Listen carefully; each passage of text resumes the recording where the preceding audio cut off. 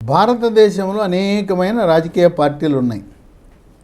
ఈ రాజకీయ పార్టీల్లో ఎమ్మెల్యే పోటీ చేయాలన్నా, లోక్సభకు పోటీ చేయాలన్నా, ఎమ్మెల్సీ కావాలన్నా, రాజ్యసభ సీట్ కావాలన్నా కోటీశ్వర్లు, బడాబాబులు, పారిశ్రామికవేత్తలు, బెంజ్ కారులో తిరిగేవాళ్ళు, వందలు వేల కోట్ల సంపద ఉన్నవాళ్ళు, లేదు ప్రవాసాంధ్రులు, ప్రవాస భారతీయులు, పారిశ్రామికవేత్తలు, బిగ్ బాసులకు మాత్రమే రాజకీయంగా రంగప్రవేశం. కానీ దీనికి భిన్నంగా పేదవాడిని, ఏమీ లేని వాడిని అందలం ఎక్కించే చరిత్ర కేవలం భారతీయ జనతా పార్టీకే.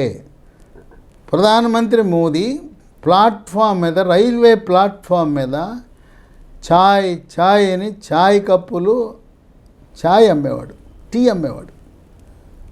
టీ అమ్ముకునే నిరుపేద, కడుపేద ఆయన ఈనాడు ప్రధానమంత్రి అయ్యాడు. ఇప్పుడు ఆయన ఆకలి అంటే ఏంటో తెలుసు, పేదరికం అంటే తెలుసు, ఎన్ని కష్టాలు పడ్డాడో. అందుకే మన భారతదేశం నుండి పేదరిక నిర్మూలన కోసం ఆయన తపన పడుతున్నాడు. ఆయన మహానుభావుడు. కేవలం బీసీ, ఎస్సీ, ఎస్టీ, మైనారిటీ వీళ్ళలోనే పేదవారు కాదు, అగ్రవర్ణ కులాలలో కూడా నిరుపేదలుండి ఎంతో బాధపడుతున్నారని చెప్పి గమనించి మరి చట్టసభలలో, రాజ్యసభ, లోక్సభలో చట్టాన్ని రూపొందించి ఆమోదింపజేసి అగ్రవర్ణాలలో పేదలకు 10% విద్యా సంస్థలలో సీట్లు, ఉద్యోగావకాశాలు 10% కేటాయించిన మహానుభావుడు చరిత్రలో మిగిలిపోతాడని చెప్పి అగ్రవర్ణాలలో ఉండే పేదలు ఆయన్ని దేవుడిగా భావిస్తున్నారు. ఇప్పుడు మనకు ఆంధ్రప్రదేశ్ రాష్ట్రంలో భీమవరం వాసి, ఉమ్మడి పశ్చిమ గోదావరి జిల్లాకి బీజేపీ అధ్యక్షుడిగా పనిచేసిన సాధారణ వ్యక్తి, సాదా సీదా కార్యకర్త శ్రీనివాస్ వర్మ. నరసాపురం ఆయన లోక్సభ సీటు కేటాయించింది భారతీయ జనతా పార్టీ హైకమాండ్. అక్కడ రఘురామకృష్ణరాజుకి ఇస్తారని ఊహాగానాలు ఉన్నాయి. ఇవ్వాల ఆయన సాధారణ వ్యక్తి గెలిచేశాడు. చంద్రబాబు నాయుడు కూడా ఈయనకి ఇచ్చారేంటి, ఈయన గెలుస్తాడా, అసలు ఆయన పేరే ప్రజలకు తెలవదు కదా అని ఒకానొక సందర్భంలో ఆయన కూడా వ్యాఖ్యానించడం వాస్తవం. ఆయన శ్రీనివాస్ వర్మ నరసాపురం లోక్సభ గెలిచాడు. గెలిచిన తర్వాత ఆయన తీసుకెళ్ళి కేంద్ర క్యాబినెట్లో స్థానం కల్పించారు. అది బీజేపీ అంటే. పేదవాళ్లకు, నిరుపేదలకు, జనసామాన్యులకు స్థానం కల్పించేది పార్టీ ఏదైనా ఉందంటే బీజేపీ. ఇక తర్వాత ఇతర పార్టీలు ఉన్న దేశంలోనే రాజకీయ పార్టీలు, జాతీయ పార్టీలు, ప్రాంతీయ పార్టీలు అన్నీ కూడా ఎమ్మెల్సీలు నమ్ముకుంటారు, రాజ్యసభ సీట్లు నమ్ముకుంటారు, డబ్బులు తీసుకుంటారు, ఆ సీట్లు అమ్ముతారు. ఈ అమ్మటం అనే సంస్కారము, సంస్కృతి లేని ఏకైక పార్టీ భారతీయ జనతా పార్టీ.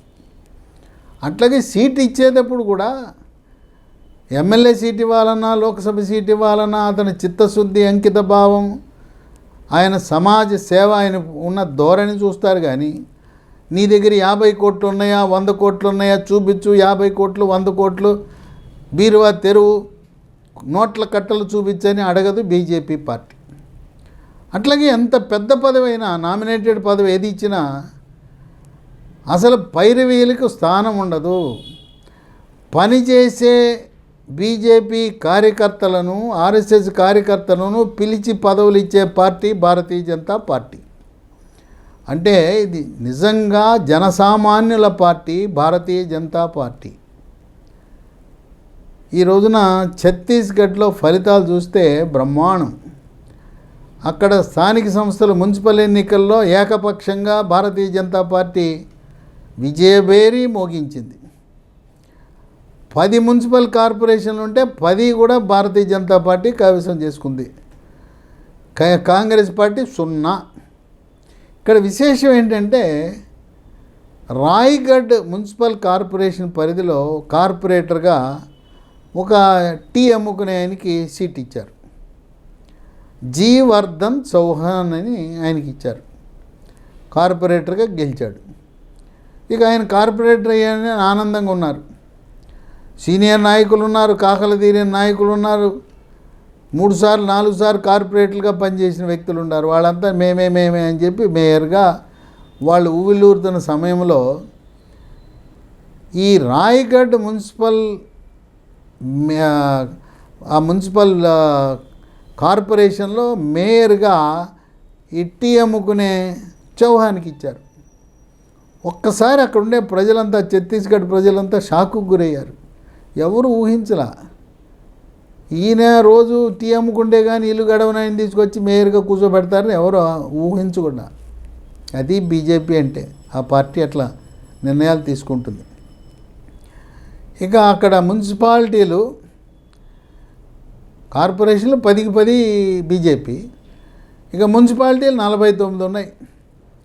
49 మున్సిపాలిటీల్లో 41 మున్సిపాలిటీలు బీజేపీ గెలుచుకుంది. కాంగ్రెస్ కేవలం మిగిలింది 8. అక్కడ కూడా అడ్రస్ లేకుండా పోయింది.